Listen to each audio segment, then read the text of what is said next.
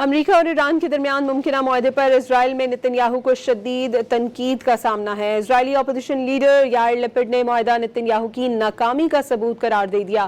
یائر lapped نے social media پر لکھا ہے کہ ممکنہ معاہدہ اسرائیل کے جنگی مقصد میں سے کوئی بھی ہدف پورا نہیں کرتا۔ اسرائیلی حکومت فوجی کامیابیوں کو اسٹریٹجک کامیابیوں میں تبدیل کرنے میں ناکام رہی۔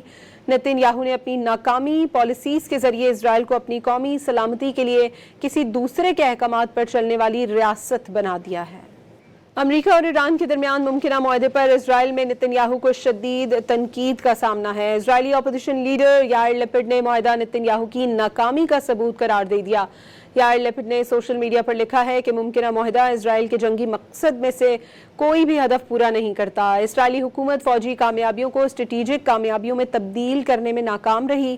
نتن یاہو نے اپنی ناکامی پالیسیز کے ذریعے اسرائیل کو اپنی قومی سلامتی کے لیے کسی دوسرے کے احکامات پر چلنے والی ریاست بنا دیا ہے۔